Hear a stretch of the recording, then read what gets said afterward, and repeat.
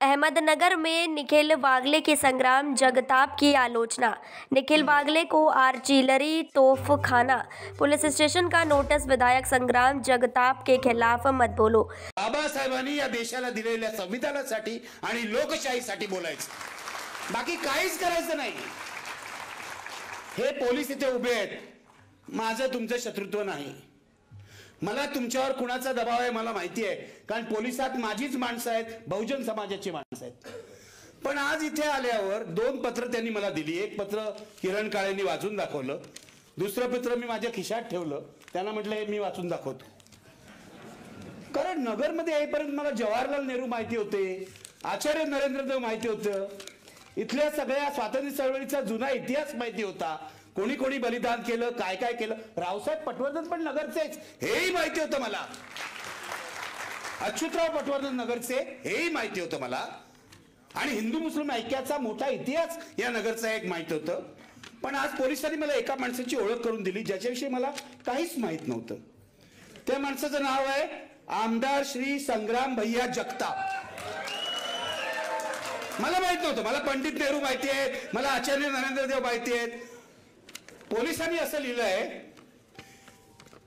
मी पूर्ण पत्र वाचत नाही कारण ते पोलिसी भाषेमध्ये आहे, ती अत्यंत कंटाळवाणी असते, ते सोडून द्या। काहीतरी हे आमदार संग्राम भैया जगताप, बघा पोलिसांची काय भाषा आहे बघा।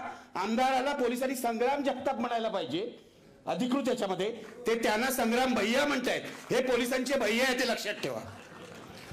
ते असं म्हणतात की या समयामध्ये आपण तक्रारदार माननीय आमदार, माननीय पण म्हणतायत, श्री संग्राम भैया जगताप यांच्याविषयी खोटी बदनामीकारक माहिती प्रसारित करू नये।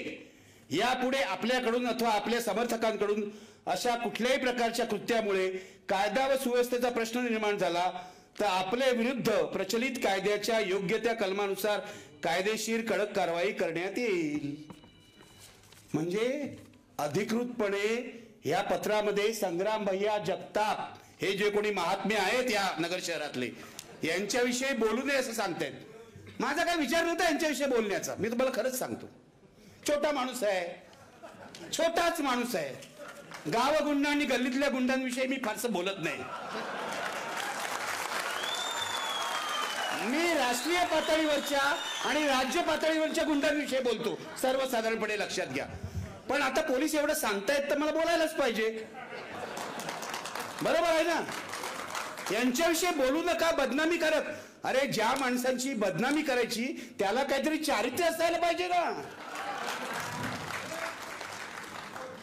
मी तुम्हाला सांगतो, या नगर शहराचा सगळा इतिहास हा स्वातंत्र्य चळवळीचा आहे।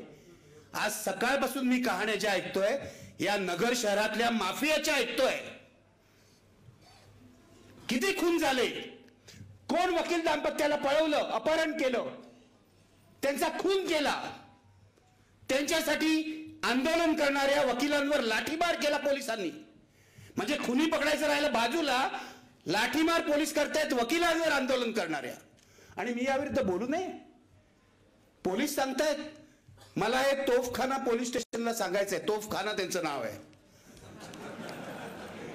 तुमचा तोफखाना असेल तर माझा सुद्धा तोफखाना आहे, लक्षात ठेवा। आणि हा तोफखाना मला कोणी दिलाय माहितीये? डॉक्टर बाबासाहेब आंबेडकरांच्या संविधानाने। तुम्ही मला थांबवू शकत नाही। किती नोटिसा द्या, त्या कचऱ्यात जातील। उलट या नोटिसीमुळे मी तुमच्यावर उलटा गुन्हा दाखल करू शकतो आणि उलटा खटला दाखल करू शकतो। दर ठिकाणी अशा नोटिसा देतात पोलीस। मला तुम्हाला विचारायचं का, तुमचे गृहमंत्री आहेत देवेंद्र फडणवीस, यांना दिली का तुम्ही कधी नोटीस की आक्षेपार्ह बोलू नका? महाराष्ट्रात एक टी राजा सिंग नावाचा आमदार येतो तेलंगणातून, अत्यंत प्रक्षोभक भाषण करतो तो। सोलापूरला गेलं, अनेक ठिकाणी गेलं, आणि त्याच्या बरोबर एक नारायण राणेंचा मुलगा असतो। मी शारीरिक व्यंगावरून कोणाच्या काही बोलत नाही, तुम्ही बोलू नका, ते असभ्यपणाचं लक्षण आहे। ते आपण संजय राऊतांकडे सोपून देऊया। मी नाही बोलत, मी माणसाच्या बुद्धीतली जी कमतरता आहे त्यावरून बोलीन, माणसाच्या असंस्कृतपणाबद्दल बोलीन।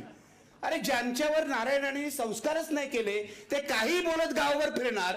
कधी आता अशी वेळ आली आहे नारायण राणे यांच्यापेक्षा बरे असं म्हणायची, हे लक्षात घ्या. म्हणजे त्यांना लोकसभेत वगैरे उत्तरं देता येत नाहीत सर, ते जाऊ द्या, त्यासाठी एक प्रशिक्षण लागतं. एकेकाळी हराणारा गँगचा मी मेंबर होतो असं राणेंनीच सांगितलेलं आहे आणि बाळासाहेब ठाकरेंनी त्यांची ओळख अख्ख्या महाराष्ट्राला करून दिलेली आहे. ते शब्द मी वापरणार नाही, पण मला पोलिसांना इतकंच सांगायचंय, हा जो टी राजा सिंग आहे याला तुम्ही कधी नोटिसा देत नाहीत, या राणेला कधी नोटीस देत नाहीत.